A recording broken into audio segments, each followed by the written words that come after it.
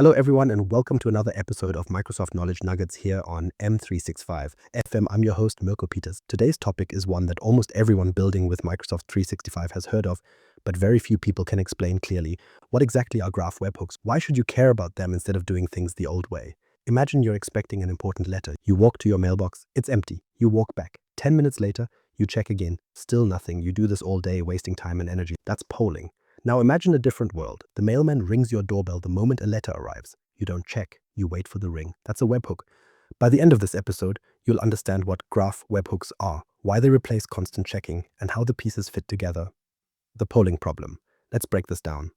To understand why webhooks matter, you need to understand why polling hurts. Here's how most applications work today. Your app needs an answer. It asks Microsoft Graph, hey, any new users? Graph responds, nope. So your app waits a bit, then asks again. Any new users now? Still no. Over and over. This process is polling. Think of it like constantly calling a friend to ask if they have news. You dial, they pick up, you check, they say no, you hang up. Then you call again 5 minutes later. And again, you're burning their time and your own. You're probably annoying them. Now imagine thousands of apps doing this to Microsoft Graph at the same time. Every app polling every few minutes, asking the same questions, getting the same answers. That's a lot of noise. Microsoft has a name for when you poll too aggressively. Throttling, or as some developers call it, graph jail. When you send too many requests, Microsoft says, okay, you're done for a while. They limit how many calls your app makes. Once you're throttled, everything slows down. Legitimate requests pile up. Your app stops working properly. You have no idea when you'll be let out. How many requests are we talking about? Say your app polls every 5 minutes for user changes. That works out to 12 requests per hour. Over a full day, that's 288 requests, and that's just for one resource. If you're also polling for groups, files, messages, and calendar events, you rack up thousands of unnecessary requests per day. Most of them return nothing, zero changes, but you still made the call. And here's the thing, even if you poll every 5 minutes, you're still not getting real-time updates. A change could happen 1 minute after your last poll. You won't know about it for another 4 minutes. You're wasting resources and still missing the window. Now contrast that with an event-driven approach. Instead of calling Microsoft Graph every few minutes, you wait for Microsoft Graph to call you. You set up a listener. When something changes, Graph sends you a notification. You don't dial. You pick up when the phone rings. What are webhooks? So what exactly is a webhook? Here's the simplest definition. A webhook is an HTTP request sent automatically when something happens. You don't ask for it. The server just pushes it to you. Think of it like a doorbell. You don't stand outside checking every few minutes. You install a doorbell. When someone arrives, they ring it. You hear the ring and answer. The doorbell does the watching for you. Webhooks are sometimes called reverse APIs. With a normal API, your app makes a request and the server responds. Your app is in control. With a webhook, the server sends the request to your app. The server is in control. It pushes data instead of waiting for you to ask. Now, Microsoft Graph uses webhooks too, but Microsoft calls them change notifications. It's the same thing, just a different name. When something changes in Microsoft 365, Graph sends an HTTP post to a URL you provide. That post contains information about what changed. There are a lot of things you can get notified about. A new user created in your tenant, a file updated in SharePoint, a message sent in Teams, a calendar event that changes, or a group that gets a new member.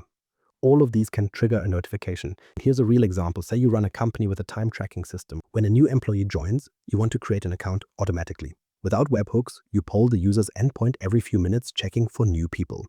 With webhooks, you subscribe to user creation events. When someone joins, Graph sends your app a notification. Your app receives it, validates it, and creates the account, all within seconds. No polling, no wasted requests. Another example, you have a SharePoint document library where receipts get uploaded. Without webhooks, you pull the library constantly.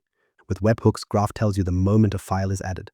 Your app grabs it, checks if it's a receipt, and processes it automatically. That's the power of webhooks. Instead of your app constantly asking anything new, you let the system tell you when something happens. It's more efficient, more reliable, and much faster. How Microsoft Graph webhooks work. Now you know what webhooks are and why polling is the problem. Let's look at how Microsoft Graph webhooks actually work, because the flow is simpler than you might think. It comes down to 3 things: a subscription, a notification, and your endpoint. First, you create a subscription. You tell Microsoft Graph, hey, I want to know when this specific thing changes. You give Graph the details of what to watch and where to send the news. Think of it like signing up for an alert. You tell the system what you care about and you give it your contact info. Second, Microsoft Graph watches that resource. It monitors for changes. When something happens, like a user created, a file updated, or a message arrives, Graph notices. Third, Graph sends a notification. It fires off an HTTP post to the URL you provided. That post contains information about what changed.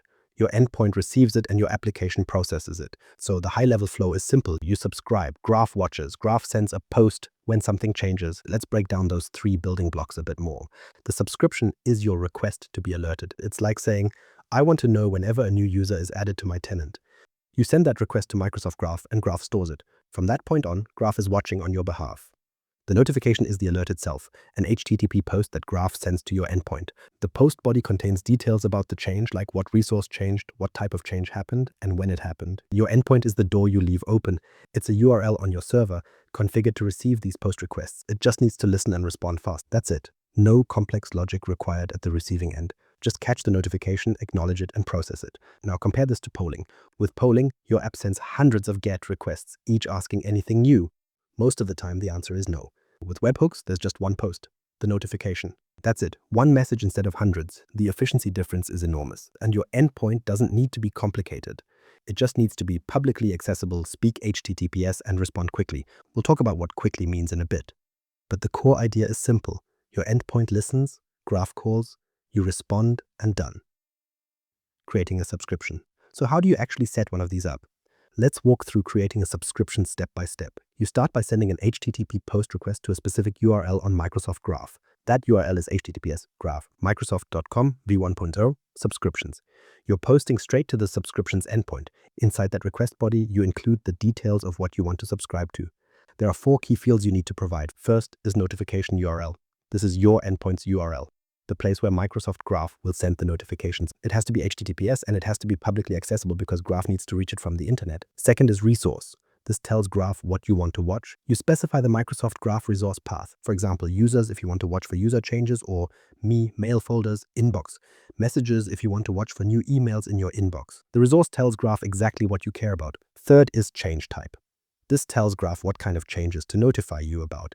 You can specify created, updated, deleted, or any combination. So if you only care about new users being created, you set change type to created. If you care about updates too, you set it to created, updated. Fourth is expiration date time. This is when the subscription expires because subscriptions don't last forever.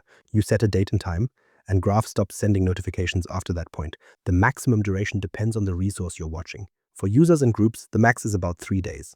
For drive items in SharePoint or OneDrive, it can be up to 30 days. You need to check the documentation for each resource type. There's also an optional field worth mentioning, client state. This is a secret string you create. It can be anything you want. A random string, a good, whatever you choose. Microsoft Graph includes this value in every notification it sends to your endpoint, and you use it to verify that the notification actually came from your subscription. If someone tries to send fake notifications to your endpoint, the client state won't match and you can reject it immediately. It's a simple security measure, but it's important. Creating a subscription is like signing up for a newspaper delivery. You give the newspaper your address. That's your notification URL. You tell them what sections you want. That's your resource and change type. And you tell them how long you want the delivery to continue. That's your expiration date time. The newspaper handles the rest. But here's the thing. Subscriptions expire. You can't create one and forget about it. After the expiration date time passes, Graph stops sending notifications and your subscription is gone. If you want to keep receiving notifications, you need to renew the subscription before it expires by sending a patch request to the subscription endpoint with a new expiration date time. So creating a subscription is the first step, but it's not the last. You need to manage the lifecycle. We'll talk more about that later. The validation handshake. Before your subscription goes live, there's one step you can't skip. Microsoft Graph doesn't just accept your subscription request and start sending notifications. It first needs to confirm your endpoint is real and ready to receive them. Here's how it works. When you send your post request to create a subscription, Microsoft Graph immediately fires off a test post to your notification URL. That test post includes a query parameter called validation token. It's just a random string. Your endpoint needs to grab that token and send it back as a plain text response, and you have to do it within 10 seconds. Think of it like a courier delivering a package. They show up at your door and ask, is this the right address? Can you confirm? You have to sign for it. If you don't, they walk away. The courier doesn't leave the package. They just leave. That's exactly what's happening here. Microsoft Graph is saying, I'm about to send you important notifications. Prove you're the right person at the right address. Your endpoint responds by echoing back the validation token, which tells Graph, yes, I'm here. I'm listening. Send me the notifications. Now, here's where a lot of developers trip up. The validation token must be returned as plain text, not JSON, not HTML, plain text. and the response must have a content type header set to text plain. If you send it back wrapped in JSON or encoded in any way, the validation fails. Your subscription won't be created, Microsoft Graph returns an error, and you're stuck wondering what went wrong. There's another technical detail worth knowing. Microsoft Graph's validation service doesn't reliably support TLS 1.3, it negotiates TLS 1.2. So if your endpoint only accepts TLS 1.3 connections, the validation handshake fails before your application code even runs. You need to make sure your endpoint supports TLS 1.2, at least for the validation step. After that, you can enforce whatever TLS version you want for the actual notifications.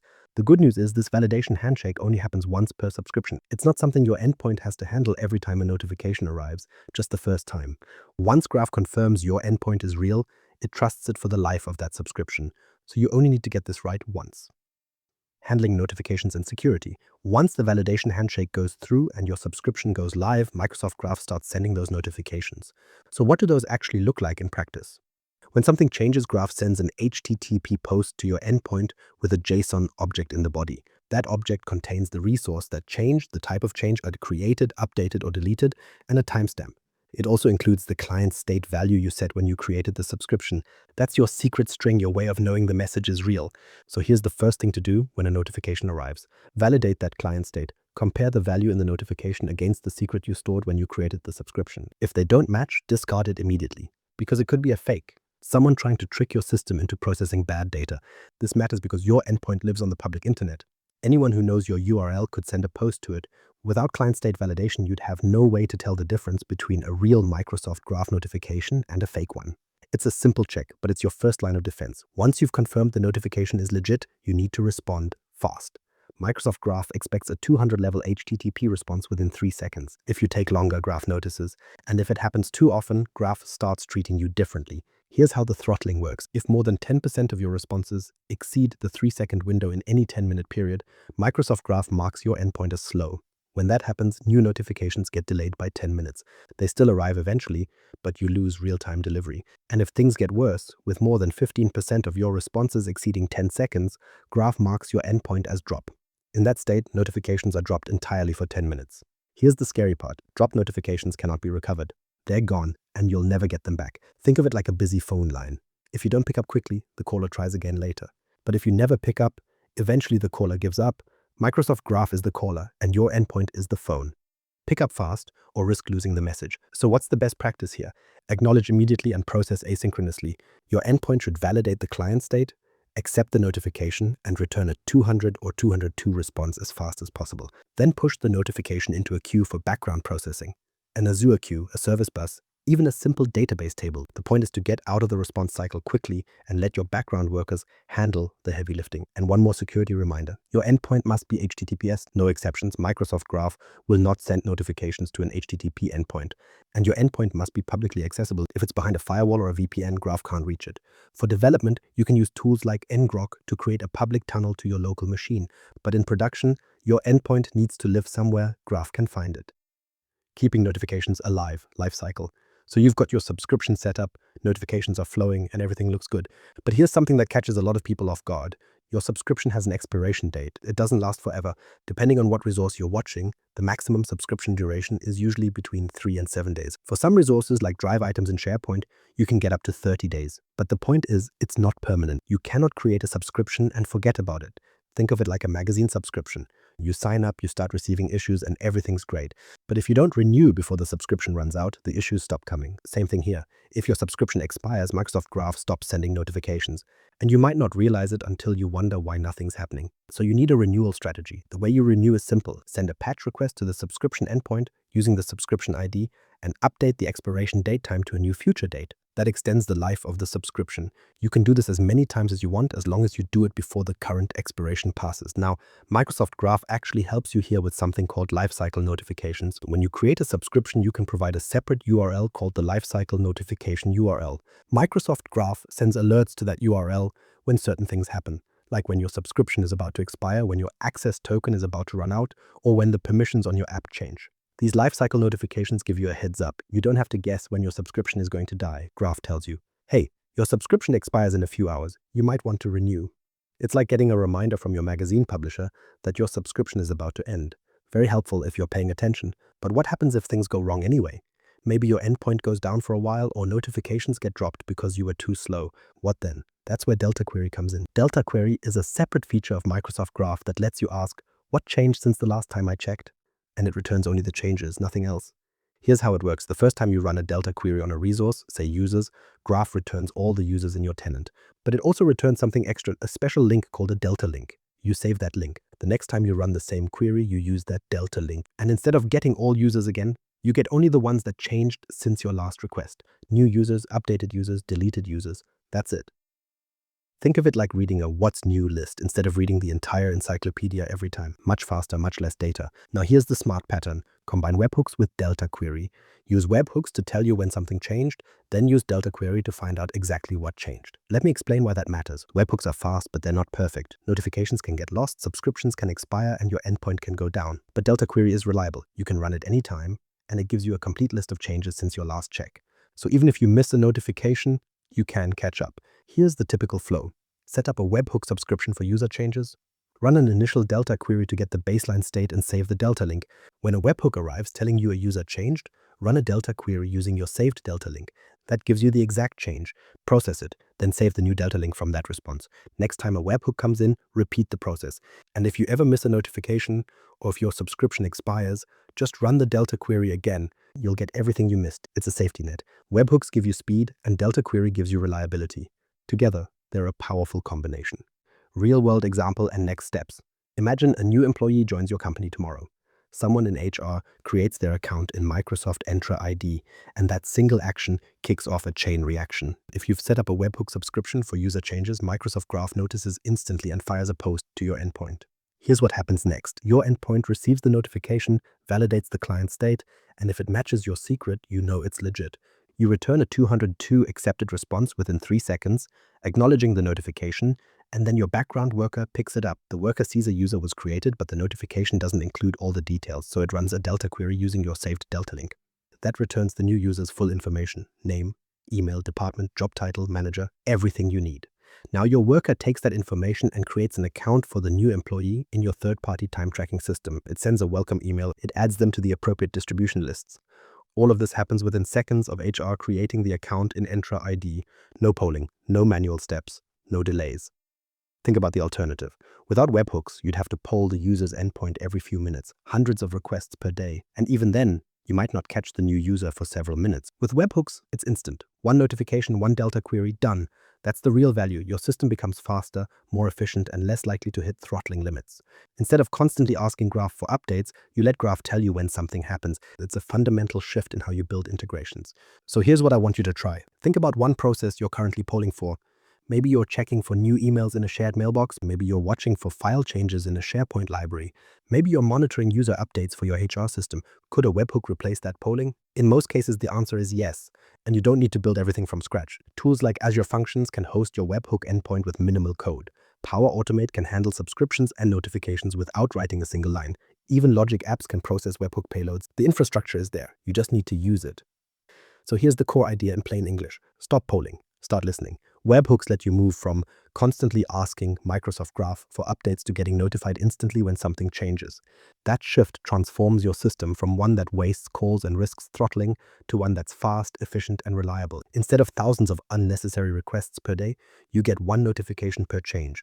Instead of waiting minutes to find out about an update, you know within seconds. Instead of worrying about hitting Graph jail, you work within the system the way it was designed. So if you're building integrations with Microsoft 365, webhooks are the smarter path. They make your system faster, they make it less likely to be throttled, and they give you real-time awareness of what's happening in your tenant. That's it for this episode of Microsoft Knowledge Nuggets. Subscribe on your favorite podcast platform and share this with someone starting their journey with Microsoft Graph. I'm Mirko Peters. Thanks for listening.